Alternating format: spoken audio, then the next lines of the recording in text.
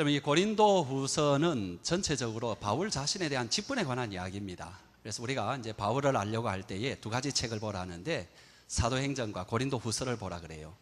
사도행전은 마치 풍경화와 같습니다. 사도 바울이 어디에서 어떻게 살았고 어떤 사역을 했고 그 사역을 할 때 어떤 일이 일어났고 제3자가 딱 바라보면서 사도 바울이 어떻게 이렇게 했는가, 그것을 이제 쭉 풍경화처럼 보여주는 것이 사도행전이라면, 고린도 후서는 마치 자화상과 같습니다. 사도 바울이 자기가 사역을 할 때의 자기의 심정, 자기의 아픔, 이런 일들을 소상하게 자기의 눈으로 자기의 입으로 말을 하기 때문에 이 고린도 후서는 이렇게 바울을 공부할 때에 꼭 필요한 것입니다. 그래서 이제 우리가 고린도 후서를 통해서 우리가 이제 은혜를 받을 때, 또 이 말씀을 볼 때에 두 가지 점에서 좀 주의를 해야 되는데, 하나는 뭐냐 하니까 사도 바울이 직접 고린도인들에게 때로는 권면을 하고 때로는 명령을 하고 때로는 간절히 호소를 하는 그 내용들이 있습니다. 근데 그 내용은 고린도 교회만 유익한 것이 아니라 오늘 우리에게도 유익합니다. 그래서 그 말을 먼저 잘 듣는 게 필요합니다. 두 번째로는 그거보다 훨씬 많은 내용들이 사도 바울의 사역을 하면서 자기가 느꼈던 것, 자기가 생각하고 있던 것, 또는 자기의 어떤 태도, 또 자기의 어떤 자세, 자기의 이유, 이런 것들을 막 이렇게 밝혀놨는데, 이것들에 대해서 우리가 어떻게 여겨야 되느냐 하니까 우리가 그처럼 따라가야 된다라는 거죠. 왜냐 하니까 사도 바울이 고린도 후서 전체에서 말하는 게 뭐냐 하니까 자기의 어떤 사역의 태도라든지 사역의 이유, 동기, 방법, 이런 걸 쭉 이야기하면서 거기에 대해서 고린도인들이 마땅치 않게 생각합니다. 좋게 생각하지 않습니다. 거기에 대해서 이 사도 바울은 내가 왜 이렇게 사역하느냐 하니까 나는 주님을 따라간다라는 거예요. 주님을 본받아서 내가 이렇게 살고 이런 자세로 살아가기 때문에 너희도 주님을 본받으려면 나를 본받으라는 것입니다. 그래서 이제 고린도 후서의 총 주제를 보통 이미타치오 크리스티, 이미타치오 파울리라 그렇게 해요. Imitation of God, Imitation of Christ, Imitation of Paul. 그리스도를 본받아서, 사도 바울을 본받아서, 이것이 고린도 후서의 총 주제입니다. 그래서 오늘도 우리는 사도 바울의 그의 어떤 사역의 태도, 이런 것을 보면서 어떻게 그의 삶을 살았는가, 그것은 오늘 저와 여러분들이 함께 따라가야 될 그런 어떤 주제가 되는 것입니다. 우리가 지난주에 살펴본 것은 사도 바울이 자기 자신을 소개할 때에 화목을 전하는 그리스도의 사신이라 이렇게 소개를 했는데, 오늘은 자기 자신을 더 놀랍게 소개를 하고 있습니다. 그것은 하나님과 함께 일하는 자라는 말을 하고 있습니다. 여러분 1절을 보실래요? 우리가 하나님과 함께 일하는 자로서 너희를 권하노니. 여러분 이제 이 말은, 하나님과 함께 일한다라는 이 말은 자기가 그 직책을 수행하게 될 때 철저히 하나님을 의지하고 하나님의 능력으로 일한다, 이런 뜻일 수 있습니다. 어떻게 인간인 사도 바울이 사람을 하나님과 화목시키는 일을 자기 능력으로 하겠습니까? 하나님의 은혜, 하나님의 도우심, 하나님의 능력으로 하기 때문에 내가 하나님과 함께 일하는 자다, 이런 표현일 수 있습니다. 그러나 이 표현의 좀 더 정확한 의미는 뭐냐 하니까 하나님과 동업자라는 말입니다. 그냥 나는 하나님의 동업자로서 너희를 권면한다. 하나님의 동업자, 이 얼마나 여러분이 살뜰리는 말입니까? 우리가 이 땅에서도 어떤 대단한 사람과 이렇게 동업을 하면은 그게 우리에게 얼마나 큰 자부심을 그렇게 가져다 줍니까? 예를 들어서 굉장한 재벌과 내가 동업을 한다, 대단한 어떤 사람과 내가 동업을 한다 할 때는 우리가 얼마나 사실 그것에 대해서 마음속에 이렇게 뽐내고 싶은 그런 마음이 들겠습니까? 여러분 여기에 있는 상당히 높은 관리들, 장차관이라든지 심지어 대통령과 함께 내가 동업을 한다면은 얼마나 우리 어깨에 힘이 들어가겠습니까? 그런데 사도 바울은 자기 자신에서 소개할 때에 대통령의 동업자도 아니고 하나님과 내가 동업자다, 이렇게 말을 하고 있습니다. 참 놀라운 말입니다. 여러분 그러면서도 그런 말하기를 자기가 하나님의 동업자로서 고린도인들에게 권면을 하니까 고린도인들이 잘 들어야 된다는 거죠. 그 뒤에 한번 여러분 보실래요? 1절 후반절부터 2절에 보게 되면 권하노니, 그 다음 같이 읽어보겠습니다. 하나님의 은혜를 헛되이 받지 말라. 이러시되 내가 은혜 베풀 때에 너에게서 듣고 구원의 날에 너를 도왔다 하셨으니 보라 지금은 은혜 받을 만한 때요, 보라 지금은 구원의 날이로다. 사도 바울이 하는 말은 자기가 하나님의 동업자로서 말씀을 전하니까 이 말에 대해서는 그냥 한번 흘러듣고 지나가지 말라는 겁니다. 적당히 흘러듣고 다음에 한번 생각해 볼게, 이런 태도를 하지 말라는 겁니다. 여러분 우리에게 굉장히 중요한 사람에게 전화가 왔습니다. 그러면은 전화를 받고 난 뒤에 그래 뭐 내일 한번 생각해 볼, 이러지 않잖아요, 그죠? 바로 전화가 왔다는 소식을 들으면 회의를 하다가도 살짝 빠져나와가지고 전화를 하면서 어쩐 일로 전화했습니까? 그리고 그 사람이 말하는 것에 대해서 내가 즉각적으로 반응하지 않겠습니까? 사도 바울은 그렇게 하라는 거죠. 여러분, 오늘 우리가 하나님께 반응해야 됩니다. 여러분, 내일 우리가 은혜 받는 날은 없습니다. 오직 오늘이 중요합니다.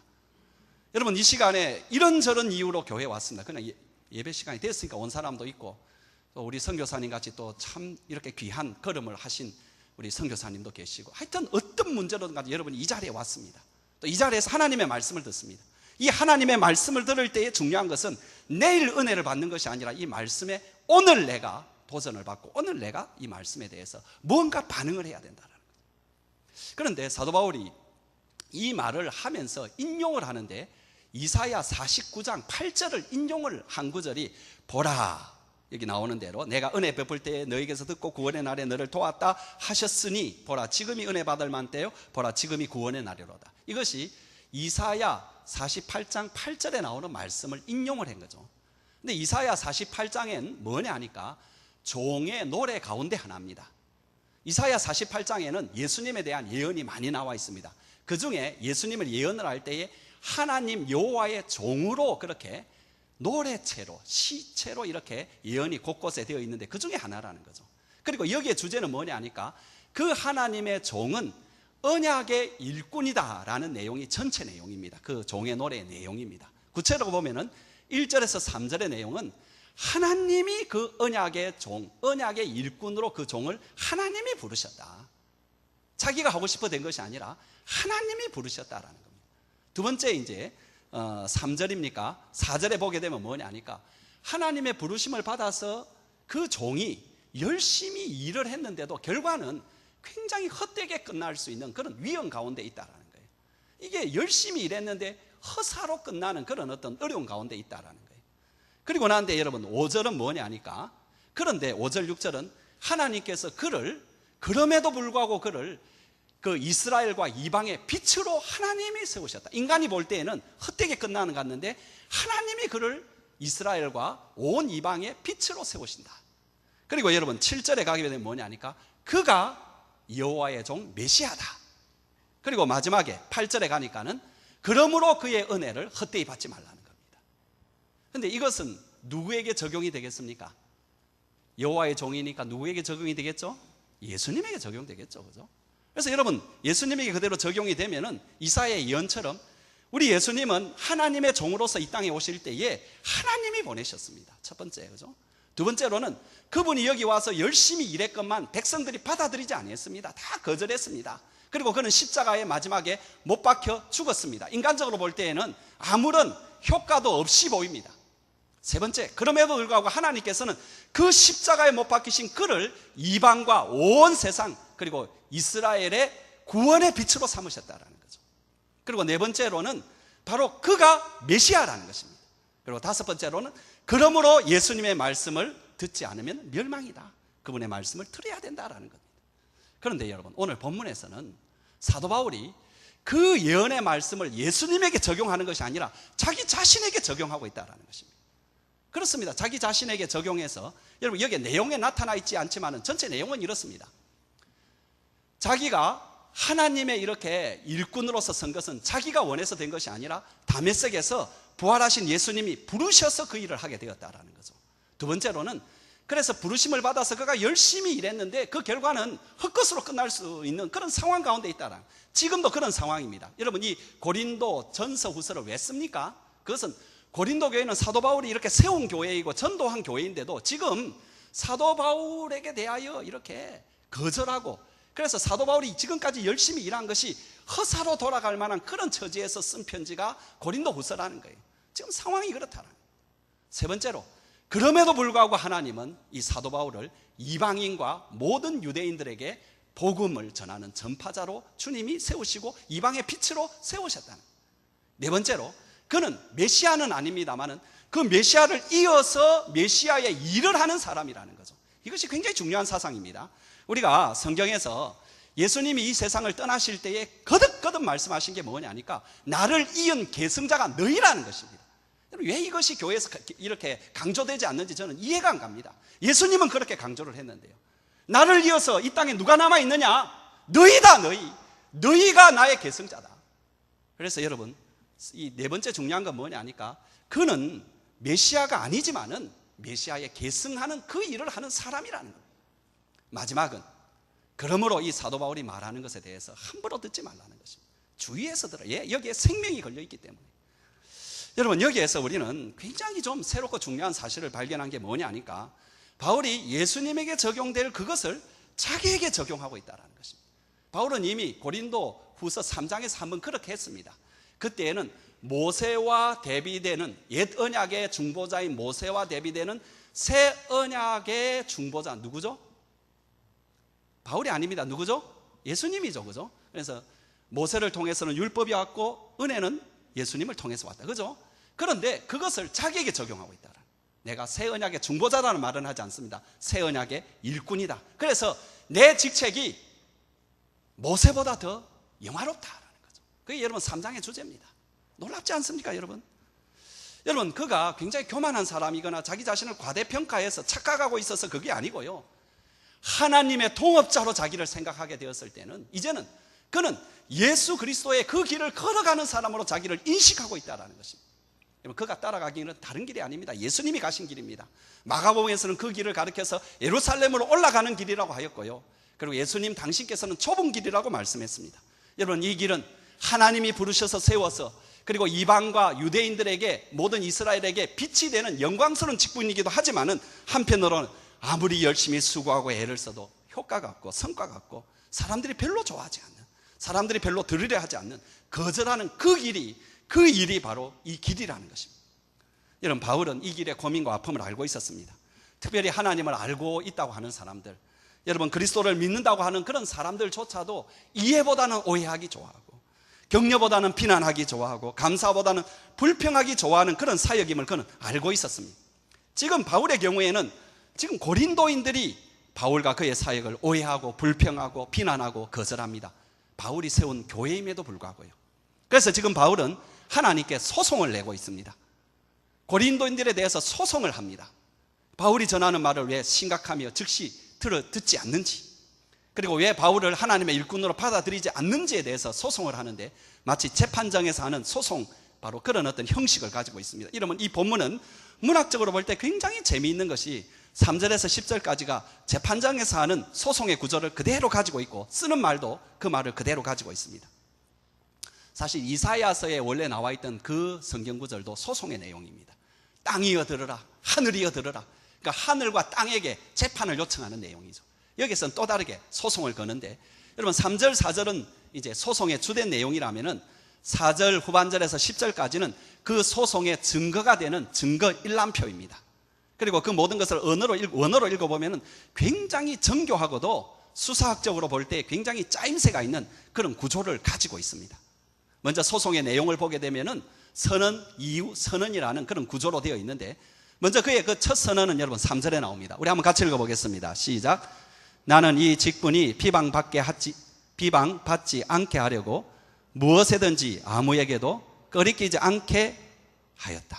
여러분, 이 꺼리끼지 않게 하다라는 말은 다른 사람을 실족하지 않게, 또는 그의 어떤 직분에 대해서 불신하지 않게 하다, 그런 뜻입니다.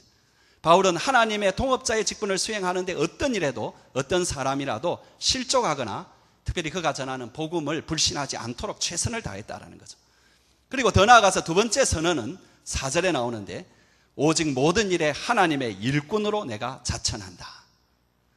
이 바울은 자기 자신을 첨가할 때에 내가 하나님의 일꾼이다, 이렇게 자천을 하고요, 그리고 그것을 자기 항상 생각에 되새겼습니다.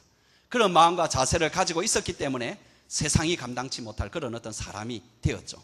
그리고는 이제 그가 자신을 하나님과 동업하는 일꾼으로 자천할 수 있는 증거들을 일람표로 제시를 하는데, 총 27가지의 증거표를 제시를 합니다.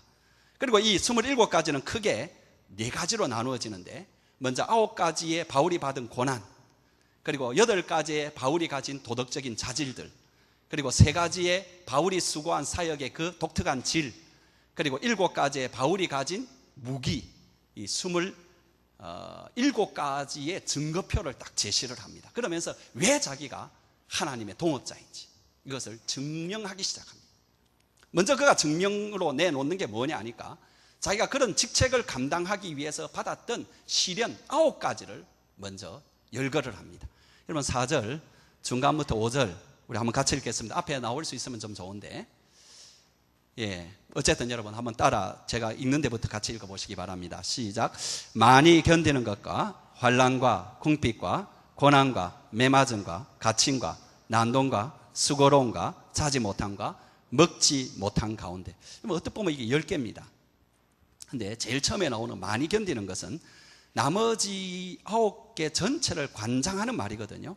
그러니까 그 모든 9가지 시련을 견뎠다라는 것이 하나님의 일꾼된 증거라는 거죠. 우리는 하나님의 일꾼으로 우리 자신을 추천하는데 바로 많이 견딘 것, 이것이 내가 추천하는 이유다라는 것입니다. 어떤 사람들은 말하기를 그렇게 많은 고난이 당하는 것 자체가 그게 사도로서 뭔가 문제가 있는 것이 아니냐, 바로 그렇게 생각하기 쉽죠. 근데 바울의 주장은 뭐냐 하니까 그런 고난이 올 때에 피하였다 하면은 그것은 사도의 혹은 하나님의 일꾼으로서 하나님의 동력자로서의 부적격성을 나타내는 것이지만 그 가운데 견디는 것, 바로 그것이 그가 하나님의 동력자라는 증거라는 것입니다. 이 말이 참 어려운 말입니다. 견디는 것이 하나님의 동력자라는 증거다. 그러나 이것은 여러분 앞으로 우리가 고린도 후서를 계속 공부하는 가운데 밝혀질 것입니다. 특별히 여러분 이 말은 뒤에 12장 12절에 보면 또 한 번 나오는데 거기에는 이렇게 되어 있습니다. 사도의 표된 것은 내가 너희 가운데서 모든 참음 속에서 표적과 기사와 능력을 행한 것이다. 그러니까 여기에 이제 문제가 뭐냐 하니까 고린도 교회의 사도 바울을 사도가 아니라는 거예요. 그리고 거짓 선생들을 가리켜서 저들이 사도라고 이렇게 막 주장하는 어려움이 막 일어났습니다. 그럴 때 사도 바울이 사도의 증거가 뭐냐? 그건 여기에 나오는 그 이제 9절의 내용에 따르면 능욕, 궁핍, 또 박해, 공고, 약함, 이 속에서 참음이다. 이게 사도의 증거다. 이게 일꾼의 증거다는 것이죠. 일꾼의 증거가 뭐냐 하니까 이런 고난 가운데 참아내는 것이 일꾼의 증거다. 그리고 그러는데 거기에서 표적이 나타나고 기사가 나타나고 능력이 나타나는 것이다. 여러분 여기에 기적과 표사와 능력의 강조점이 있는 것이 아닙니다. 가장 중요한 것은 참음이고 그것은 그 앞에 있는 많은 고난 속에서 참다라는 것입니다. 이제 그러면서 그가 이제 첫 번째 그 이제 9가지도 여러분 3개로 이렇게 딱 나누어지거든요. 이 사도 바울은 수사학적으로 볼 때 이 사람은 천재입니다, 정말로. 그러나 그는 이제 말씀을 전할 때에 그런 수사학적으로 말을 하지 않죠. 그러나 글을 쓸 때는 언뜻 그의 천재성이 나타납니다. 여기도 마찬가지인데 3개가 딱 구분이 되어 있습니다. 첫 번째는 뭐냐니까 일반적으로 가졌던 3가지의 고난 속에 그가 견뎌냈다. 환난, 궁핍, 고난. 이 환난은 주위 환경이 주는 곤란한 상황과 그것 때문에 갖는 마음의 심적인 어떤 여러 가지 스트레스, 그 다음에 궁핍은 뭐냐 하니까 매일 삶 속에서 갑자기 일어나는 재앙들을 말합니다. 그래서 이 궁핍이라는 단어는 번역이 좀 좋은 것은 아닙니다. 아주 재앙들입니다. 그 다음에 고난이라는 건 뭐냐 하니까 피할래야 피할 수 없는 막다른 골목으로 이렇게 내몰리는 그런 어떤 상황, 이것을 말. 그것은 날마다 그가 당하는 가운데서도 그는 자기의 직분을 견디어냈다라는 거죠. 두 번째로는 특정한 사람들에게 당한, 사람들에게 받는 어떤 시련인데, 첫 번째가 매맞음입니다. 매맞음. 그가 수없이 맞았습니다. 성경에 보니까는 유태인에게 39대의 매를 5번이나 맞았고 3번이나 로마의 태장을 맞았고 돌로 1번 맞아서 거의 죽을 뻔하였습니다.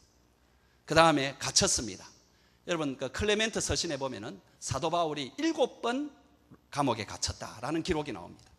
그 다음에 난동, 옛날에는 요란한 것인데 소요가 일어나가지고 거의 죽을 뻔하였죠. 에베소에 가보면 여러분 시장과 거기에 있는 그 경기장이 아주 붙어 있습니다. 아마 사도 바울이 제 생각으로는 10m만 더 끌려갔으면 죽었을 것입니다. 근데 거기에서 헤어나오게 됩니다. 여러분 그런 어떤 가운데서. 그 다음에 여러분 뒤에 나오는 3가지는 복음 전파에 헌신하면서 감당해야 되는 평상시의 고통 3가지인데, 수고로움, 자지 못할 정도로, 지칠 정도로 그렇게 일하였고, 자지 못함, 밤을 새면서 일하였고, 또 전도 여행을 하였고, 먹지 못함. 여러분 경건한 금식이 아니고 그냥 배고픔입니다. 굶었습니다. 여러분 이런 가운데에 그가 하나님의 일꾼이었다는 증거가 뭐냐 하니까 그것을 견뎌냈다라는 것입니다.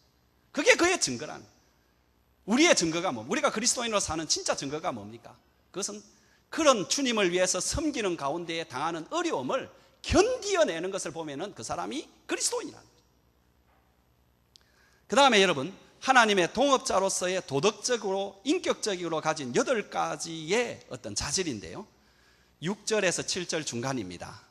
한번 같이 읽어보겠습니다. 6절부터 깨끗함과 지식과 오래 참음과 자비함과 성령의 감화와 거짓이 없는 사랑과 진리의 말씀과 하나님의 능력으로. 여러분, 이것도 2개, 2개, 4개로 짝이 지어져 있습니다. 그러면서 아주 균형을 맞추고 있는데, 처음에는 깨끗함과 지식. 깨끗한 것은 도덕적으로 깨끗함을 말하고, 지식은 하나님의 뜻에 대한 지식을 말하는데, 주님의 말씀에 따르면 너희는 비둘기같이 순결하고 뱀같이 지혜로우라는 이 2가지를 다 가지고 있었다는. 그래서 내적으로 자질을 가지고 있었다. 그 다음에 오래 참음과 자비함은 사람과의 관계 속에서 갖는 어떤 능력인데요, 오래 참는다라는 것은 굉장히 다루기 힘든 사람에 대해서 끝까지 인내를 하고, 자비함이라는 것은 모든 사람에게 친절한 사랑으로 나아가는, 그래서 평소에는 모든 사람에게 친절하게 대하고 나에게 대적하는 사람조차도 오래 참는 이런 인격적인 관계 속에 그가 사역을 했다라는 것이, 그게 자기의 증거라는 거죠. 주님의 일꾼된 증거라는 거죠. 그 다음에 사역에서 여러 가지 특별한 어떤 것을 보여주는데, 그것이 이제 성령의 감화. 항상 그가 사역을 할 때는 성령의 역사가 있는 말과 그런 어떤 기도로 나아갔다. 거짓이 없는 사랑, 겉으로만 사랑한 것이 아니고 정말로 행함과 발과 손이 가는 그런 사랑을 하면서 사역하였다라는 것이고, 진리의 말씀은 말씀 있는 그대로 전하였다라는 것이고, 하나님의 능력은 인간의 어떤 언변이나 술수가 아니라 하나님의 능력이 나타나도록 그렇게 사역했다라는 거죠. 그리고 이제 더 나아가서 이제 사역의 3가지 질을 말하는데, 굉장히 이것은 역설적인 조합들입니다. 여러분, 7절 후반절부터 8절 전반절까지인데요, 의의 무기를 좌우에 가지고 영광과 욕됨으로 그러하였으며 악한 이름과 아름다운 이름으로 그러하였으며. 의의 무기라는 말은 의로운 어떤 무기, 그죠? 의로운 행동의 무기, 더 나아가서 의의 근원이 되신 하나님께서 주신 무기, 이런 뜻이 있습니다. 좌우에 가지고 있다라는 말은 여러 가지로 해석이 되는데, 하나는 좌우에 있어서 모든 것을 다 대비한다라는 뜻도 있고요, 역경과 순경이 올지라도 다 대비하는, 곧 역경에도 무너지지 않고 순경에도 교만해지지 않는 그런 싸움을 그가 하였다라는 것이고, 또 한편으로는 좌우에 가졌다라는 것은 오른손에는 칼, 왼손에는 방패를 가진 로마 병사들처럼 바울 자신도 오른손에는 말씀과 기도 같은 공격용 무기, 왼손에는 소망과 믿음 같은 방어용 무기를 가지고 싸웠다라는 것이고요. 더 나아가서 여러분, 뒤에 나오는 좌우의 무기는 영광과 욕됨, 악한 이름과 아름다운 이름, 이런 것이 이제 좌우의 무기라는 거죠. 바울은 자신이 전한 복음으로 인해서 한편으로는 모욕을, 한편으로는 영광을 늘 받았습니다. 루가오니아 지방 루스드라에서 바울이 한때 신으로 추앙을 받았습니다. 그런데 채 하루가 가기 전에 돌에 던져 개처럼 맞아가지고 성문 밖에 내던져졌습니다. 여러분, 이런 돌변적인 상황이 너무나 자주 일어났기 때문에 그에게는 항상 영광과 욕됨이 공존하였고요, 사람들이 그를 보면서 영광, 아름다운 이름을 주었지만 한편으로는 아주 인간의 쓰레기 같은 그런 어떤 존재로 여기는 그런 일도 함께 계속 있었습니다. 그래서 사도 바울은 이미 그런 어떤 상황에 대해서 마음의 준비를 하고요, 아예 영광과 욕됨, 악한 이름과 아름다운 이름을 함께 받아들이고 있다는 거죠. 그래서 욕됨과 악한 이름이 온다 하더라도 너무 그것 때문에 절망하지도 않고요, 영광과 인기, 아름다운 이름이 온다 하더라도 그것 때문에 교만하지 않았다는 것입니다. 어떤 파도가 쳐더라도 그 안에 굳건하게 이렇게 서 있는 그런 것이 자기에게 준비가 되어 있다는, 항상 우리에게 이것이 준비가 되어 있어야 되죠. 이제 마지막으로 여러분, 이 하나님의 동업자가 가지고 있는 역설적인 좌우에 가진 7가지의 무기를 말하고 있습니다. 이것들은 굉장히 역설적인 것입니다. 그래서 8절 중반절부터 10절까지 우리 한번 같이 읽어보겠습니다. 우리는 속이는 자 같으나 참되고 무명한 자 같으나 유명한 자요, 죽은 자 같으나 보라 우리가 살아있고 징계를 받은 자 같으나 죽임을 당하지 아니하고 근심하는 자 같으나 항상 기뻐하고 가난한 자 같으나 많은 사람을 부유하게 하고 아무것도 없는 자 같으나 모든 것을 가진 자로다. 여러분, 여기에 대해서는 신학적인 해석이 몇 가지가 있는데, 첫 번째로는 앞에 나오는 것들, 앞에 나오는 게 뭡니까? 속이는 자 같고 무명한 자 같고, 그 다음에 뭐라고 합니까? 죽은 자 같고, 이 앞에 쭉, 그러나 어떻고 하는데, 그 앞에 나오는 것들은 다 외적으로 비춰지는 바울의 모습이라면은 뒤에 있는 것은 내적이고 근본적인 바울의 삶의 모습을 보여준다. 이렇게 해석을 하는 분도 있습니다. 또 어떤 분은 앞에 것들은 사도 바울에 대한 잘못된 판단이라면 뒤에 것은 바울을 제대로 판단하는 내용이다. 세 번째는 어떤 해석을 하느냐 하니까 앞에 것은 바울에 대해서 세상이 판단하는 내용이라면 뒤에 것은 하나님의 판단의 내용이다. 네 번째, 저는 이 학자들 의견 가운데서는 이걸 제일 좋아하는데요. 이건 뭐냐 하니까 앞에 것이든 뒤에 것이든 이게 진실이든 진실이 아니든 간에 이것은 앞에 것은 다 바울에 대한 평판의 것이라면 뒤에 것은 바울의 리얼리티, 진실을 보여주는 것이다. 그런데 제가 해석한 건 다릅니다. 제가 해석한 건 뭐냐 하니까는 앞에 것이나 뒤에 것이나 사실상 모두 다 모순되게 보이지만은 바울이라는 존재에 있는 진실이라는 것입니다. 다시 말하면 서로 반대되는 모습이지만 바울은 이 두 가지를 양손에 들고 싸워갔다라는 것입니다. 그는 그리스도의 사신이요 하나님의 동업자로서 하나님께서 맡기신 일을 수행하는 데 있어서 이 두 손에 완전히 반대된 무기를 두고 그런 어떤 존재로서 그가 살아갔다라는 거죠. 속이는 자 같으나 참되고 사람을 속이는 자로 늘 오해되고 누명을 뒤집어 쓰지만은 진짜의 사람이고 진짜를 전하는 사람이고 무명한 자 같으나 유명한 자다. 사람에게 늘 무시당하고 멸시당하고 그랬지만 하나님은 그를 알아주시는 사람이고 죽은 자 같으나 살아있고 늘 죽음에 노출되어 있고 언제 죽을 줄 모르는 그런 삶을 살고 있지만은 하나님의 생명으로 보호를 받는 사람이고 징계를 받는 자 같으나 죽임을 당하지 아니한다. 그에게 일어나는 일들의 목록을 보게 되면 세상에 천벌을 받아도 이런 벌을 받은 사람이 없을 정도로 온갖 어려움이 다 있었지만 사실은 하나님의 능력의 손으로 보호를 받고 있었다라. 근심하는 자 같으나 항상 기뻐한다. 인간적인 삶을 볼 때는 그에게 근심 걱정밖에 없을 것 같고 거기에 짓눌러 지낼 수밖에 없는 그런 삶을 사는데도 마음속에는 하나님의 기쁨이 가득 찬 그런 어떤 삶을 살아가고 있다라. 아무것도 없는 자 같으나 가난한 자 같으나 많은 사람을 부욕해 한다. 세상 물질은 그런 겉옷 하나밖에 없었습니다. 그렇지만 수많은 영혼들에게 오히려 모든 것을 부요하게 만들어. 저와 여러분도 오늘 바울의 덕을 보고 있지 않습니까? 그런 어떤 부욕해하는 삶을 살고 아무것도 없는 자 같으나 모든 것을 가진 자다. 세상에서 보면은 아무것도 없는 자 같지만은 그는 하나님을 소유하고 있기 때문에 하나님과 동업자이기 때문에 하나님이 가지신 모든 것을 함께 소유하는 자가 된다. 이것이 여러분 진정한 그리스도인의 모든 일꾼들의 진짜의 모습이라는 것입니다. 이 모습에서 벗어나는 그리스도인의 일꾼은 없다라는 것입니다. 바울만 이런 것이 아니라 모든 진짜 그리스도인의 모습은 이래야 된다. 이것은 여러분 바울의 모습을 보는 우리 자신의 모습이라는 것입니다. 바울은 이제 고린도인들에게 하나님의 동업자로서 이렇게 자신의 추천장을 제시합니다. 이제 고린도인들이 사도 바울에 대해서 불만이 몇 가지 있었는데 그 중에 하나가 뭐냐 하니까 사도 바울의 추천장이 없다는 것입니다. 사도 바울은 두 가지로 제시를 하죠. 하나는 뭐였느냐 하니까는 너희다. 그죠? 너희가 추천장이다. 우리가 옛날에 그 공부한 거예요. 오늘은 뭐냐 하니까 내가 받은 이런 고난 가운데 내가 견뎌내는 것이다. 그리고 내가 이렇게 사역한 이것이 추천장이다. 여러분 이것이 어떻게 추천장이 될 수 있습니까? 여러분 이런 추천장 써본 적 있습니까?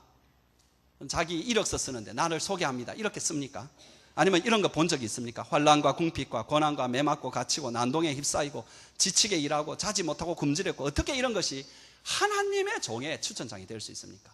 하나님의 종이라면 모든 것이 완벽하고 멋지게 이렇게 막 그렇게 나가야 되지 않겠습니까? 하나님의 동업자라면서요. 근데 하나님의 동업자가 되면은 이 일을 당해야 된다. 왜? 하나님의 진짜 일꾼인 예수님이 이 길을 갔기 때문에 동업자로서 이 길을 안 가면 안 된다.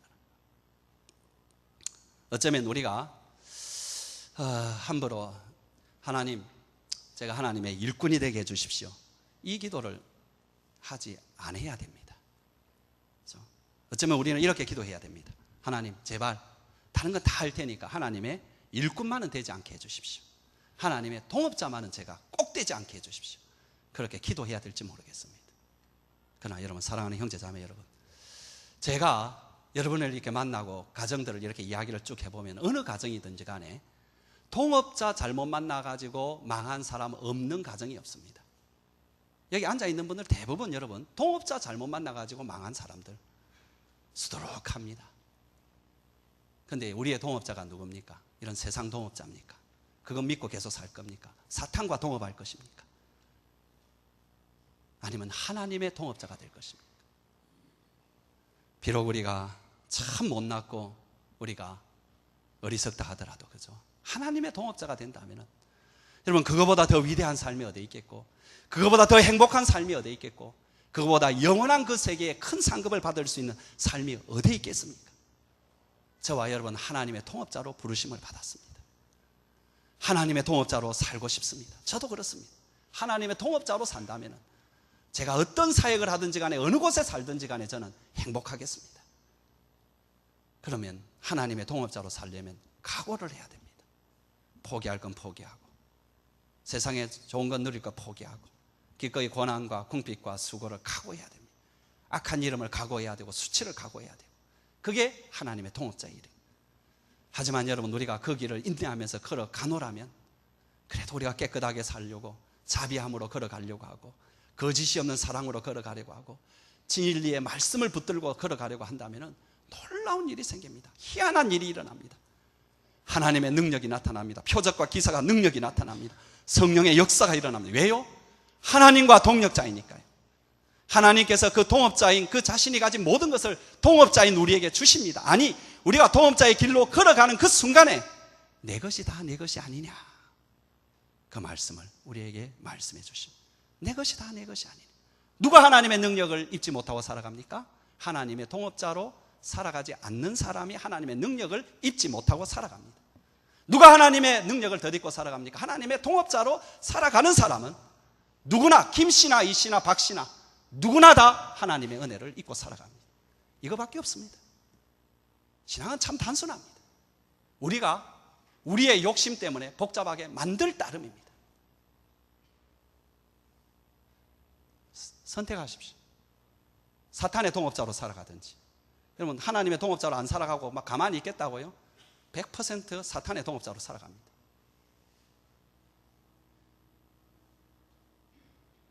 사랑하는 성도 여러분, 하나님의 동업자는요, 두 손에 희한한 무기로 살아가는 사람입니다.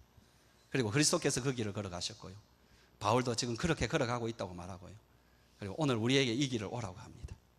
날마다 속이는 자라고 오해받고, 온갖 소리 다 듣고, 이름도 없고, 뭐 이거 한다고 누가 알아주는 것도 아니고, 심지어 오해도 받으면서 악한 이름 가진 자로 취급되고, 어려움 당하고, 시간 뺏기고, 돈 뺏기고, 여러분, 심지어 참 하나님이 일을 하는데 이런 일이 일어날 수 있고 하는 천벌받는 것 같은 곤란도 일어나고, 사람들 때문에 근심하고, 가난하고, 돈도 모을 틈도 없이 그냥 뭐 목장한다고 살다 보니까 아무것도 없고, 뭐 그런 길을 주님이 걸어오라고 그렇게 합니다. 걸어오라고. 그러면서 동업자이신 하나님께서 이렇게 약속합니다. 그 길을 네가 걷기만 하면 네가 참된 삶을 살 수 있도록 내가 보장하겠다. 하나님 나라에 네가 유명한 자가 될 것이다. 날마다 하나님의 능력으로 살 것이다. 날마다 돈의 보호가 아니라 내 보호로 살 것이다. 네 마음속에 기쁨을 주겠다. 너가 다른 사람을 부욕해 하는 그 삶을 살게 해주겠다.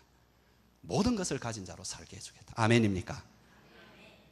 오늘 목자 되신 5분에게, 목자 목녀 되신 5분에게 주신 말씀이고요, 여기 앉아있는 목자 목녀들에게 주시는 말씀이고, 여기 있는 모든 주님의 일을 하는 종들에게 주시는 말씀이고, 저와 여러분에게 주시는 주님의 말씀입니다.